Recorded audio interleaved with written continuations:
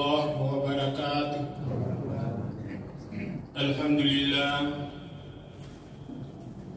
Alhamdulillahilladzi anzala as-sakinata fi qulubil mu'minin wa anzala al-furqana ala 'abdihi ila siratin mustaqim. Asyhadu an la ilaha illallah wahdahu la syarika lah wa ashhadu anna sayyidana wa nabiyyana Muhammadan abduhu wa rasuluh. Allahumma salli wa sallim wa barik ala sayyidina Muhammadin wa ala alihi wa ashabihi ajma'in. Amma ba'd. Faqad qala Allah subhanahu wa ta'ala fil Qur'anil Karim wa huwa asdaqul qailin. A'udzu billahi minasy syaithanir rajim. Bismillahirrahmanirrahim. Ya ayyuhalladzina amanu kutiba alaikumus syiyam kama kutiba alal ladzina min qablikum la'allakum tattaqun. Shadaqallahul adzim wa sadaqa rasuluhun nabiyyul karim wa nahnu ala dzalika minasy syahidin wasyakirin. Walhamdulillahirabbil alamin. Kaum muslimin dan muslimah, jamaah salat isya dan tarawih yang sama-sama dimuliakan dan dirahmati oleh Allah Subhanahu wa ta'ala. Syukur alhamdulillah, suatu kebahagiaan yang kita rasakan pada malam ini karena kita masih diberi hidayah taufik oleh Allah Subhanahu wa ta'ala, sehingga kita masih dapat hadir di masjid kita. Sangat ringan langkah kita untuk menuju ke masjid ini, walaupun cuaca di luar masjid kita tidak mendukung. Inilah yang patut kita syukuri malam ini. Tidak semua saudara kita yang mengaku dirinya beriman kepada Allah Subhanahu wa ta'ala diberi hidayah taufik seperti kita pada malam ini. Alhamdulillah. Tanpa terasa Ramadan berjalan mengitari hidup kita. Kita sudah berada pada malam yang ke-21 Ramadan. Mudah-mudahan ibadah di malam hari kita diterima oleh Allah Subhanahu wa ta'ala sebagai salah satu amalan yang menjadi sebab dosa-dosa kita digugurkan oleh Allah Subhanahu wa ta'ala sejak kita dewasa atau mumayyiz hingga saat ini. Kita berharap ibadah-ibadah terbaik yang kita tampilkan di malam hari, ibadah-ibadah yang terbaik yang kita tampilkan di siang hari Ramadan, mudah-mudahan menjadi amal ibadah di sisi Allah Subhanahu wa ta'ala. Kemudian tentunya kita berharap mudah-mudahan hari-hari yang tersisa, insya Allah Allah Subhanahu wa ta'ala masih memberikan kita kekuatan iman sehingga mampu kita menyelesaikan seluruh rangkaian ibadah yang ada di bulan suci Ramadan ini dengan maksimal dan yang terbaik. Karena di akhir-akhir Ramadan seperti ini Bapak Ibu, semangat kita sudah menjadi surut semangat. Tapi inilah kenyataan bahwa jamaah yang hadir pada malam ini alhamdulillah masih mampu bertahan seperti ini. Nah, jamaah yang dimuliakan dan dirahmati oleh Allah Subhanahu wa ta'ala, sebagaimana disampaikan oleh protokol tadi, bahwa ceramah kita yang waktunya sangat singkat adalah zakat fitrah dan solidaritas umat. Kalau malam-malam sebelumnya mungkin sudah ada yang membahas tentang zakat secara umum, tapi pada malam ini saya menyampaikan secara spesifik tentang zakat fitrah, seputar apa itu zakat fitrah, bagaimana hukumnya dalam agama kita, dan berapa ketentuannya, dan kepada siapa zakat itu ditunaikan dan apa tujuannya. Mungkin ini akan kita bahas sekedar menyegarkan kembali ingatan kita jemaah yang dimuliakan oleh Allah, karena ini sudah merupakan ibadah rutin setiap tahunnya yang merupakan rangkaian pelaksanaan ibadah puasa kita. Apa itu zakat fitrah? Kalau kita merujuk kepada kitab dan pandangan para ulama kita, ternyata zakat fitrah itu adalah pemberian atau mengeluarkan bahan makanan pokok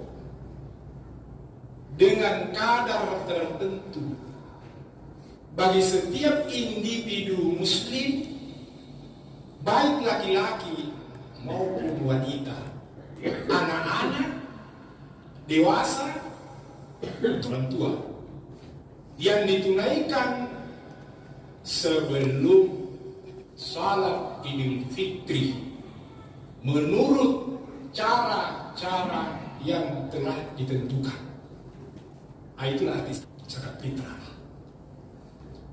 Nah, sekarang apa hukum dari zakat fitrah itu? Kalau kita melihat keterangan dari hadis Rasulullah SAW, banyak hadis-hadis yang mengurai tentang hal ini. Di antaranya hadis Rasulullah SAW yang diriwayatkan oleh Imam Bukhari. Rasulullah SAW bersabda,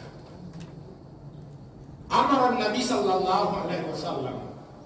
bi zakatil fitri sa'an bitamarin sa'an min syair. Rawah Bukhari. Rasulullah SAW memerintahkan untuk menunaikan zakat fitri sa'an bitamarin, satu sah kurma, atau sa'an bisyair, satu sah gandum. Kemudian hadis yang lain yang juga diriwayatkan oleh Imam Bukhari, di mana Rasulullah SAW bersabda, "Qala Rasulullah SAW, zakatul fitri tuhratal lis-shaimi minal lagwi war-rafath." Rasulullah SAW mempardukan zakat fitrah itu untuk menyucikan diri dari orang yang berpuasa dari perbuatan dan perkataan kotor. Nah, bertolak dari hadis ini, ternyata zakat fitrah itu adalah merupakan ibadah yang diwajibkan oleh Allah Subhanahu wa taala kepada kita. Ibadah wajib. Pertanyaannya kemudian adalah, kapan zakat fitrah itu diwajibkan? Apa yang menjadi syarat? Tentunya kalau sesuatu yang diwajibkan oleh Allah Subhanahu wa taala kepada hambanya itu ada persyaratan yang harus dipenuhi. Nah, zakat fitrah itu menjadi wajib untuk dikeluarkan ketika memenuhi 3 syarat. Ada 3 syaratnya Bapak Ibu. Yang pertama syaratnya adalah beragama Islam. Nah, tentunya kita semua malam ini adalah muslim dan muslimah. Syarat kedua, mempunyai harta yang lebih daripada kebutuhannya sehari-hari untuk dirinya dan juga orang-orang yang dibawa tanggungannya pada hari raya dan malam harinya, pada hari raya Idul Fitri dan malamnya. Jadi ada kelebihan makanan di rumahnya untuk dirinya dan untuk keluarga yang ada dalam tanggungannya. Ini pernah terjadi sama Rasulullah SAW. Ada seorang sahabat mau menunaikan zakat fitri, datang menghadap kepada Rasulullah. Ya Rasulullah, saya mau tunaikan zakat fitri, tetapi aku tidak mempunyai harta yang cukup untuk zakat fitri. Bagaimana menurut Rasulullah? Maka Rasulullah SAW lalu kemudian memberikan 1 bakul kurma. 1 bakul kurma yang diberikan. Ini aku sedekahkan engkau kurma 1 bakul. Silakan pulang ke rumahmu, engkau berzakat dengan kurma ini. Lalu sahabat ini kemudian bertanya kembali, ya Rasul, kepada siapa yang aku berikan kurma ini? Karena di kampung saya tidak ada orang yang miskin lebih dari saya. Tidak ada orang yang miskin melebihi dirinya. Maka kata Rasulullah SAW, pulanglah engkau, bawa kurma ini untuk dirimu dan istrimu serta anak keluargamu. Riwayat ini menunjukkan bahwa kalau tidak ada di rumah kita kelebihan yang kita konsumsi selama Ramadan, itu tidak diwajibkan. Tidak diwajibkan mengeluarkan zakat fitrah. Itu ketentuan yang kedua. Yang ketiga, ada sebelum terbenam matahari atau hidup sebelum terbenam matahari. Jadi kalau misalnya ada seorang ibu yang melahirkan jam 5 sore, lahir bayi jam 5 sore, maka saat itu wajib ditunaikan zakatnya sebelum terbenam matahari. Sebelum terbenam lahir bayi kita, maka itu wajib disakati. Wajib. Itu ketentuannya menurut para ulama kita. Sekarang menjadi pertanyaan berikutnya adalah, kapan tidak diwajibkan berzakat? Kapan zakat itu tidak menjadi kewajiban bagi kita? Zakat fitri ini. Ini juga ada 3. Ada 3 syarat sehingga orang itu tidak dibebani zakat fitri. Pertama, orang yang meninggal sebelum matahari terbenam di akhir Ramadan. Kebalikan dari bayi tadi. Bayi lahir sebelum terbenam wajib zakat. Ada keluarga kita meninggal sebelum terbenam matahari, tidak wajib zakat. Jadi kalau misalnya pada asal, misalnya kita mulai barang lusa, jadi besok pada asal tiba-tiba menjelang terbenam matahari ada saudara kita atau keluarga kita meninggal, maka pada saat itu tidak wajib zakat. Tidak wajib zakat itu gugur padanya. Itu yang pertama. Yang kedua, ada anak yang terlahir selepas terbenam matahari. Jadi misalnya ini malam takbir, Pak, Ibu, lahir anak di malam takbiran, seperti sekarang ini tidak wajib zakat. Tidak wajib zakat.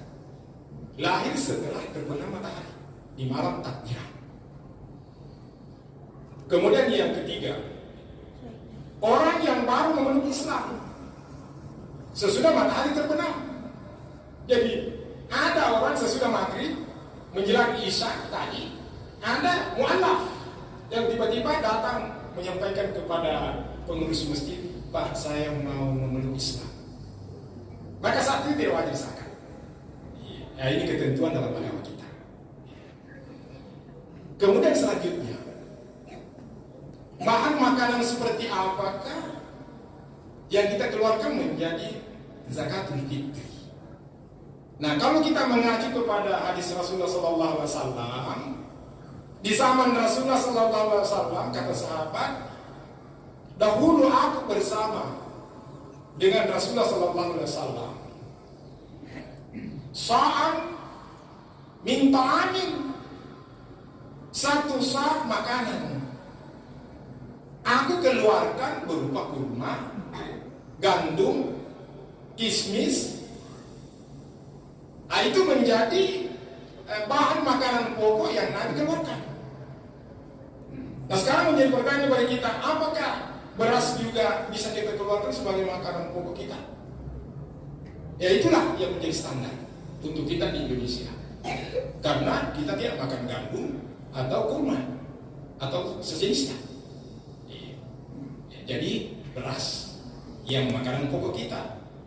Makanan apa saja yang kita makan selama Ramadan? Ada orang makan nasi dari beras beras kepala, Lalu dikasih keluar zakatnya beras dulu. Wah ini, maaf Pak Ibu, ini tidak benar. Iya, tidak benar. Ya, tidak benar. Jadi yang kita keluarkan zakatnya adalah makanan yang kita makan di Ramadan. Mulai Ramadan pertama, beras apa yang kita konsumsi, itulah yang kita keluarkan zakatnya. Kapan waktunya zakat ini ditunaikan? Iya. Ada beberapa fase zakat itu ditunaikan. Ada fase yang disebut jawaz. Iya, fase jawaz. Apa itu jawaz? Adalah fase di mana zakat itu sudah boleh ditunaikan. Kapan boleh ditunaikan? Mulai dari suatu Ramadan. Iya, sudah bisa ditunaikan. Itu hukumnya mubah atau jawaz boleh. Yang kedua, waktu wujub. Artinya kapan zakat itu wajib ditunaikan? Zakat itu wajib ditunaikan ketika terbenam matahari. Ya, terbenam matahari hingga subuh. Ya, masuk subuh. Itu waktu wajibnya zakat. Kemudian selanjutnya waktu yang paling afdal. Ya, jadi apa nih waktu afdalnya? Paling afdal. Paling afdal itu sesudah salat subuh, sebelum salat Id. Itulah waktu yang paling afdal. Tetapi persoalannya, jamaah yang dimuliakan oleh Allah Subhanahu wa taala, kalau ada di antara kita yang menahan zakatnya lalu kemudian nanti selesai salat subuh dia bawa ke masjid, siapa lagi yang mau mengelola? Siapa yang mau mengelola? Nah ini, kondisi seperti ini tidak sesuai lagi di zaman kita. Kalau di zaman Rasulullah Bapak Ibu, mengapa dia ambil di akhir, dia tunaikan zakatnya? Karena bahan makanan yang dia gunakan untuk zakat fitri itu adalah makanan yang sudah siap saji. Kurma tidak dimasak Pak. Iya, tidak diolah lagi. Dari begitu ditunaikan langsung dikonsumsi. Nah sekarang kalau beras ditunaikan sesudah salat subuh, siapa yang makan beras? Tidak mungkin kita makan beras. Beras itu harus diolah, dimasak dan seterusnya. Itu butuh waktu. Jadi jangan kita menggunakan kaidah itu. Mari kita sesuaikan dengan kondisi kita. Nah ada petunjuk dari Rasulullah berdasarkan dari sahabat Nabi bahwa kami mengeluarkan zakat fitri itu yaumaini aw salasatin, satu hari sebelum salat Id atau 2 hari sebelum salat Id. Nah mari kita ambil patokan itu. Mari kita ambil petunjuk dari hadis Rasulullah itu, 1 hari atau 2 hari sebelum salat Id ditunaikan. Kepada siapa zakat ini kita tunaikan? Ada 2 cara Pak. Boleh langsung kepada yang berhak, mustahik. Juga boleh melalui amin. Mungkin di Masjid Al-Kautsar ini ada Pak, ada panitia zakat. Nah, kita serahkan saja di situ melalui amin. Yang setiap masjid ada panitia zakat. Hanya saja melalui kesempatan ini saya perlu mengingatkan para amil yang diberi amanah. Hati-hati kita. Ada amil menahan zakat fitri ini. Misalnya di dapur rumah, ada orang kos-kosan, dikasih. Lalu kemudian yang kos-kosan yang sudah ada datanya masuk melalui ketua-ketua RT, ternyata yang bersangkutan mudik.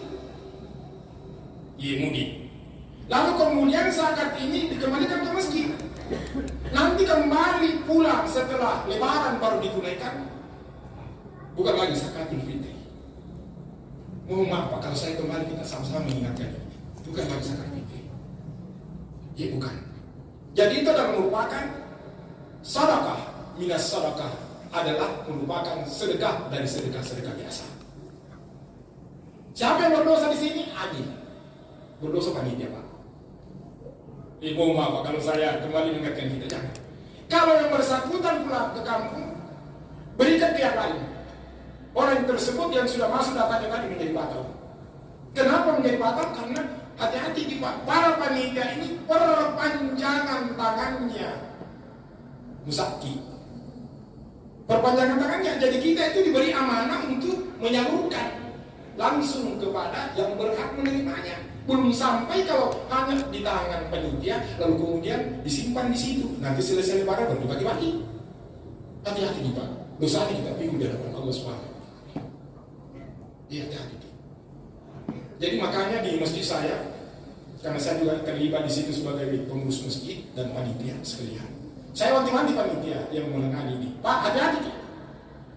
Jangan ada sama sekali zakat fitrahnya jamaah kita tertunda atau tersimpan sebelum sesudah salat Id.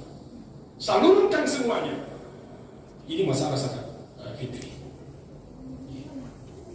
Lalu selanjutnya terakhir, karena waktu kita, kepada siapa zakat fitrah ini diserahkan? Memang kalau kita mengacu kepada dalil surat Taubah ayat 60, itu ada 8 asnaf, 8 golongan. Itu zakat dalam arti umum. Tetapi kalau zakatul fitri itu diprioritaskan adalah fakir miskin, Pak. Fakir miskin.